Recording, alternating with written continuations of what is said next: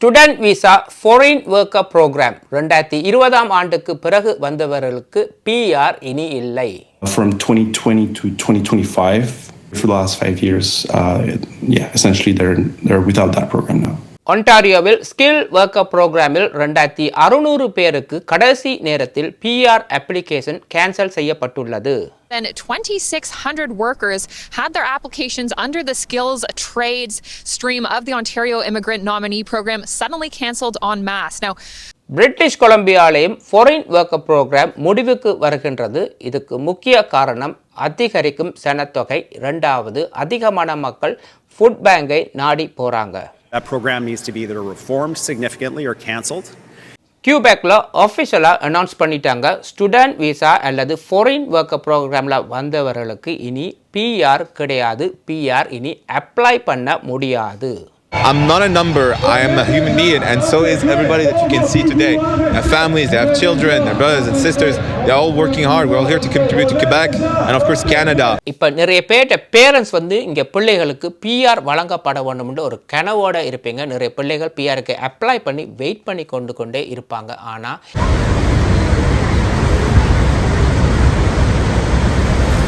வணக்கம், எல்லாம் எப்படி இருக்கிறீங்க? இது நடக்கும்னு தெரியும், இவ்வளோ குயிக்காக நடக்கும்னு யாருமே எதிர்பார்க்கவில்லை. அதாவது கனடாட பெர்மனன்ட் ரெசிடென்ட் எண்ணிக்கையை குறைக்க ஆரம்பிச்சிட்டாங்க. இவங்க முதல்ல கை வைத்தது ஃபாரின் ஒர்க்கர் ப்ரோக்ராமில் வந்தவங்கள, அடுத்தது ஸ்டூடெண்ட் விசாவில் வந்தவங்கள. அதாவது PR அப்ளிகேஷன் அப்ரூவ் ஆகி ப்ராசஸிங் டைமில் PRக்கு வெயிட் பண்ணி கொண்டு இருக்கிறவங்களுக்கு கேன்சலேஷன் ஆர்டர் வர தொடங்கிவிட்டது. Then 2,600 workers had their applications under the skills trades stream of the Ontario Immigrant Nominee Program suddenly cancelled en masse. Now, many of them work for companies like Bell and TELUS. Others work in automotive industries. So they now have no ability to work in many cases, or no ability to work soon. Many say that their applications or stages of their applications were actually already approved. They were looking forward to becoming permanent residents, but now suddenly this being told that their application process has actually sort of stopped. இப்படித்தான் ஒன்டாரியோவில் foreign skill worker ப்ரோக்ராமில் வந்த 2600 பேருக்கு ஒரே இரவில் cancellation, அதாவது PRக்கான cancellation order வந்துள்ளது. இவங்க எல்லாருமே 2020-21 கனடாவில் ஃபாரின் ஒர்க்கர் ஸ்கில் ப்ரோக்ராமில் வந்தவங்க. இன்றைக்கி ராஜர்ஸ், டெலஸ், ஆட்டோமொபைலில் ஃபுல் டைமாக இன்னுமே வேலை செய்து கொண்டு தான் வருகின்றார்கள். ஆனால் இவங்க PRக்கு அப்ளை பண்ணி ப்ராசஸில் இப்போ வெயிட் பண்ணி கொண்டிருக்கிற காலகட்டத்தில் இவங்களுக்கு கேன்சலேஷன் வந்துள்ளது. இப்போ இன்றைக்கி குயின்ஸ் பார்க்கில் இவங்க ஸ்ட்ரைக் பண்ணுறாங்க. நாங்கள் இங்கே இருக்கிற சட்டத்திட்டத்தின்படி ஃபுல் டைமாக ஒழுங்காகத்தான் வேலை செய்து கொண்டு வருகின்றோம், எங்களோட PR அப்ளிகேஷனை நீங்கள் எப்படி கேன்சல் பண்ணலாம் என்று. Did every single thing that was required of me by law. I meet all the criteria and I applied, and I was invited by OINP October 14, 2024 for my permanent residence, which I was looking forward to. I've done my due diligence. What I expect from OINP is the same. Not just me, every single person here. Like, if we were frauds, we wouldn't be here. We wouldn't put our face in front of a camera. இவங்க OINP Ontario immigration nominee ப்ரோக்ராமில் தான் கனடாவுக்கு வந்திருக்கிறாங்க. இவங்களுடைய இப்போ இருக்கிற situation என்னென்னு சொன்னால், உங்களுடைய விசா முடிந்ததும் நீங்கள் திரும்பி நாடு செல்ல வேண்டும். அதுவும் இந்த கவர்மெண்ட் இப்போ சொல்லியிருக்கு, நீங்கள் PRக்கு அப்ளிகேஷனுக்கு பே பண்ண ஃபீஸை திருப்பி உங்களுக்கு தரப்படும் என்று. இப்போ பிரிட்டிஷ் கொலம்பியாவில் என்ன நடக்குதுன்னு பார்ப்போம். பிரீமியர் டேவிட் ஈபி என்ன கூறியுள்ளார்னு சொன்னால், a program BC Premier David Eby wants scrapped. That program needs to be either reformed significantly or cancelled, and ensure that we address the concerns of farmers and others that need temporary labor. Temporary foreign worker ப்ரோக்ராமை நாங்கள் இப்போ adjust பண்ண வேண்டும், அதாவது reform பண்ண வேண்டும். இப்போ 500% அதிகமான டெம்பரரி ஃபாரின் ஒர்க்கர்ஸ் இங்கே இருக்கிறாங்க. One that has seen a 500% increase in temporary foreign workers in BC since 2012. கூடுதலாக டிம் ஹோட்டன் க்ரோசரி ஸ்டோர்லாம் எடுத்து பார்த்தா ஃபாரின் ஒர்க்கர்ஸ் தான் இங்கே வேலை செய்கிறாங்க. யுத்துக்கான அன்எம்ப்ளாய்மெண்ட் ரேட் 2022 ஆண்டு 10% இருந்தது, இப்போ 14% அதிகரித்துள்ளது.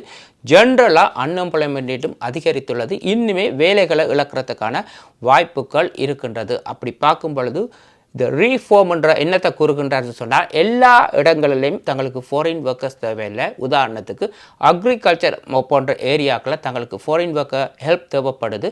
அவங்களுக்கு வந்து வீசாவை வந்து எக்ஸ்டெண்ட் பண்ணி கொடுக்கலாம். மீதி இருக்கிற ஃபாரின் ஒர்க்கர் ப்ரோக்ராமுக்கு ஒருவருக்குமே பிஆர் வழங்கப்பட மாட்டாது என்று கூறியுள்ளார். அதாவது என்ன சொல்ல வராங்கன்னு சொன்னால் உங்களுக்கு வீசா முடிவடைந்ததும் சொந்த நாட்டுக்கு போக வேண்டும். இங்கே பிசியிலேயும் இந்த பிரச்சனை ஆரம்பித்துள்ளது.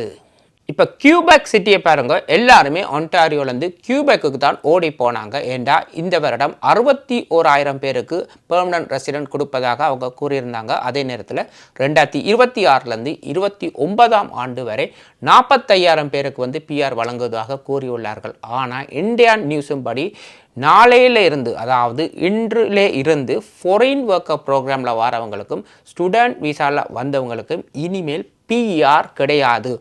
ஆஃபிஷியலாகவே இப்போ அனௌன்ஸ் பண்ணிட்டாங்க, கியூபெக்கில் இனி பிஆர் தரப்பட மாட்டாதுண்டு. So we're talking about the Quebec Experience Program. This is a program that sped up permanent residency applications for temporary foreign workers and for foreign students who graduated in the province. That program officially ends today. அதாவது 2020லேருந்து 25ஆம் ஆண்டுக்குள்ளே வந்த student விசாவாக இருக்கட்டும், work விசாவில் வந்தவங்களுக்கு இனி கியூபெக்கில் PR கிடையாதுன்னு ஆஃபீஷியலாகவே இப்போ announce பண்ணிட்டாங்க. From 2020 to 2025, that's what the current program was applying. Well, that was those people that have been here for the last 5 years. Essentially they're without that program now.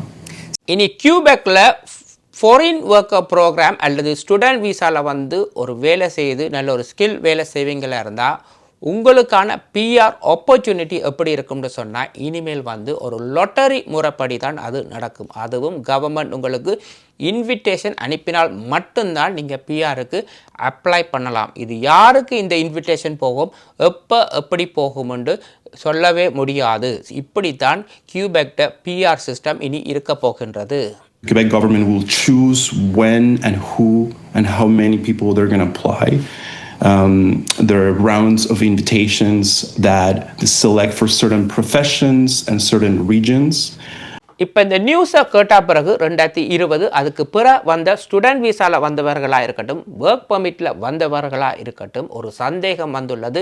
கனடாவில் எங்களுடைய future இனி எப்படி இருக்க போகின்றது, எங்களுக்கு பிஆர் கிடைக்குமா, பிஆருக்கு apply பண்ண முடியுமா, இதுதான் ஒரு கேள்விக்குறியாக அவர்களுக்கு உள்ளது. So what it means for them is that they don't have a clear path to permanent residency right now. A lot of them are going to have to go back to their country.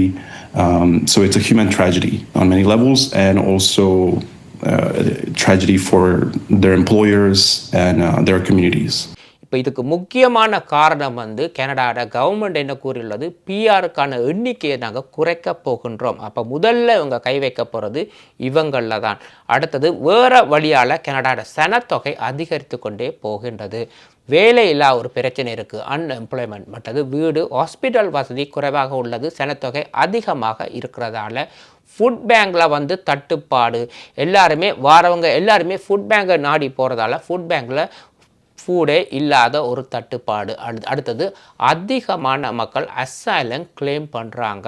கடைசியாக immigration fraud. இது எல்லாத்தையும் வைத்து தான் எல்லா ப்ராவின்ஸில் இருக்கிற premier எல்லாருமே என்ன சொல்கிறாங்கன்னு சொன்னால், that too many people, the majority of people using our food banks have been in Canada for less than 2 years, that our homeless shelters have new arrivals to Canada in them instead of people who have been living on our streets for a while. பிஆரை குறைக்க வேண்டும், foreign worker ப்ரோக்ராமை நிப்பாட்ட சொல்லி கேட்டிருக்கிறாங்க. இப்போ opposition party Pio Poilievre என்ன கூறுகின்றார், foreign worker program must end, அதாவது முழுமையாக நிறுத்த வேண்டும். கனடாவில் வேலை செய்கிறதுக்கு மக்கள் தயாராக இருக்கிறாங்க, நிறைய பேர் அன்எம்ப்ளாய்மெண்ட்டாக இருக்கிறாங்க. இந்த ஃபாரின் ஒர்க்கர் ப்ரோக்ராமை முழுமையாக தடுத்து நிறுத்த வேண்டும் என்று சொல்லி அவர் கூறியுள்ளார். இதெல்லாமே மனசில் வச்சு இப்போ இருக்கிற கவர்மெண்ட் வந்து என்ன செய்துன்னு சொன்னால், இந்த ஃபாரின் ஒர்க்கர் ப்ரோக்ராமுக்கான பிஆரை முதல்ல தடை செய்கிறாங்க. இமிக்ரேஷன் ஃப்ராடுன்னு பார்க்கும் பொழுது கடந்த வருடம் மினிஸ்ட்ரி ஆஃப் லேபரால் 72 அப்ளிகேஷனை பிடிச்சிருக்கிறாங்க. அதில் 256 எம்ப்ளாயீஸ் வந்து கனடாவுக்கு வந்திருக்கிறாங்க பொய்யான டாக்குமெண்ட்ஸோட. இந்த வருடம் வந்து 34 கம்பெனிஸை பிடிச்சிருக்கிறாங்க fail to provide accurate information சரியான இன்ஃபர்மேஷனை வந்து நீங்கள் ப்ரொவைட் பண்ணலண்டு. ஆனால் கம்பெனிஸ் என்ன சொல்லுது, நாங்கள் ஹையர் பண்ணல, நடுவில் வேலை செய்த தரகர் அதாவது கன்சல்டன் தான் இதுக்கு பொறுப்புண்டு. இப்போ டிம் ஹார்டனை எடுத்து பாருங்க. லேட்லியா மேனேஜர் தேவை. ஃபாரின் ஒர்க்கர் ப்ரோக்ராமில் அந்த $37 மேனேஜர் தேவை. இங்கே படித்தவங்களுக்கே $30 சம்பளம் இல்லை. ஃபாரின்லேருந்து ஒரு வர $37, அதுவும் ஒரு டிம் ஹார்டனில் ஒரு ரெஸ்டாரண்ட்டுக்கு மேனேஜருக்கு ஃபாரின் ஒர்க்கர் தேவையா? இது இன்றைக்கு வைரலாக பேசப்பட்ட ஒரு விடயம் மட்டும். கனேடியன் டேரில் ஒருவர் அவர் ஹயர் பண்ணியிருக்கிறார் 8 பேரை ஜென்ரல் லேபர் ஜாப்ஸுக்கு. இங்கே கனடாலேயே அதிகமான மக்கள் வேலபிளாக இருக்கிறாங்க வேலை செய்கிறதுக்கு. அப்படி இருந்தும் ஏன் ஃபாரின்லேருந்து இவங்க ஹயர் பண்ணுறாங்க? இதுதான் இன்றைக்கு இருக்கிற ஒரு பிரச்சனை. அது மட்டுமில்லை, இப்போ ஃபாரின்லேருந்து வாரவங்க எல்லாருமே சீப் லேபர் மட்டுமில்லை, இவ்வளோ தொகை பணம் கொடுத்து தான் இந்த வேலையை எங்களுக்கு கிடைச்சிருக்குன்னு சொல்லி இங்கே வராங்க. அதனால் எங்களுக்கு பிஆர் தரப்பட வேணுமென்று இந்த கவர்மெண்ட்டை கேட்குறாங்க. அது மட்டுமில்லை, வாரவங்க எல்லாருமே முதல்ல போகிற இடம் வந்து இங்கே ஃபுட் பேங்க்குக்கு தான். இப்போ கனடா இனி இப்படித்தான் இருக்க போகின்றது. இன்னொரு 10 வருடத்துக்கு ரீபில்ட் பண்ணியே ஆக வேண்டும். அப்படின்னு சொன்னால் நிறைய சனத்தொகையை குறைக்க வேணும், பிஆருக்கான வாய்ப்புகளை குறைக்க வேணும், வேலையில்லா பிரச்சனை நிறைய வர்றதால இப்போ இந்த கனடா நாடு இப்போ எப்படின்னு சொன்னால் வந்து இப்போ துபாய் அபுதாபி மாதிரி தான் இருக்கின்றது. அதாவது அங்கே போய் நீங்கள் படித்து ஒரு கண்ட்ராக்டில் வேலை செஞ்சுட்டு உங்களோட சொந்த நாட்டுக்கு நீங்கள் திரும்பி வர வேணும், அந்த நாட்டில் இருக்க முடியாது. அப்படித்தான் இனி கனடா இருக்க போகின்றது. வந்து நீங்கள் படிக்கலாம், வந்து வேலை செய்யலாம், எக்ஸ்டெண்ட் பண்ணலாம், ஆனால் பிஆர் கிடைக்காது. குறைஞ்சது ஒரு 10 வருடங்களாவது எடுக்கும் பிஆருக்கு அப்ளை பண்ணுறதுக்கு. அப்படித்தான் இப்போ கூறுகின்றார்கள். ஒரு சில ஸ்டூடெண்ட்ஸ், ஒரு சில ஒர்க் பர்மிட்டில் வந்தவங்களுக்கு பிஆர் கிடைக்கிறதுக்கான வாய்ப்பு இருக்குது. எல்லாருக்குமே அந்த வாய்ப்பு இல்லை. மேபி ஒரு லொட்டரி முறையில் வந்து கிடைக்கிறதுக்கான வாய்ப்பும் உள்ளது. இப்போ 2020ஆம் ஆண்டுக்கு பிற வந்தவங்களுக்கு ஒரு பெரிய பிரச்சனை இருக்கின்றது. பிஆருக்கு அப்ளை பண்ணி வெயிட் பண்ணி கொண்டு இருக்கிறவங்களுக்கு கூட கேன்சலேஷன் எனி டைம் எந்த நேரமும் வரலாம். இப்போ நிறைய பேரண்ட்ஸ் வந்து இங்கே பிள்ளைகளுக்கு பிஆர் வழங்கப்பட வேண்டும்னு ஒரு கனவோடு இருப்பீங்க. நிறைய பிள்ளைகள் பிஆருக்கு அப்ளை பண்ணி வெயிட் பண்ணி கொண்டே இருப்பாங்க. ஆனால் இப்போ கனடா வந்து நிலைமை இப்போ அப்படித்தான் உள்ளது. இப்போ உதாரணத்துக்கு வந்து டொரண்டோவில் கனகாலம் இருந்து பிஆருக்கு அப்ளை பண்ணி வெயிட் பண்ணி பார்த்துட்டு இவர் இப்போ கியூபெக்கு போயுள்ளார். அதாவது கியூபெக்கில் ஒரு ரூல் வந்ததுன்னு சொன்னால் ஃப்ரெஞ்ச் தெரிந்தால் அங்கே இவர்கிட்ட படிப்புக்கு அங்கே பிஆர் எடுக்கலாம் என்று இதுக்கு இவர் ப்ரைவேட்டாக ஃப்ரெஞ்ச் கிளாஸுக்கு கூட சென்றிருந்தார். ஆனால் இவர் இப்போ திரும்பி வருகின்றார் என்று சொன்னால் ஃப்ரெஞ்சில் வந்து இந்தியிலிருந்து இனி எந்த ஒரு ஸ்டூடெண்ட்ஸுக்குமே பிஆர் வழங்கப்பட மாட்டாதுன்னு அவர் இப்போ திரும்பி டொரண்டோக்குள்ளே வருகின்றார். இப்போ நிலைமை கனடாவில் அப்படித்தான் உள்ளது. அடுத்த ப்ரொவின்ஸ் எல்லாமே இதை பார்த்துட்டு எல்லாருமே இதை ஃபாலோ பண்ணத்தான் போகிறாங்க. எல்லா ப்ரொவின்ஸ்லையுமே இதே சனத்தொகை ஒரு பெரிய பிரச்சனையாக இருக்குது. அன்எம்ப்ளாய்மெண்ட்டும் ஒரு பெரிய பிரச்சனையாக உள்ளது. இப்போ இந்த வீடியோ பற்றி நீங்கள் என்ன நினைக்கிறீங்க? மறக்காமல் கமெண்ட் பண்ணுங்கள். இன்னும் ஒரு வீடியோவில் சந்திக்கும் வரை நன்றி, வணக்கம்.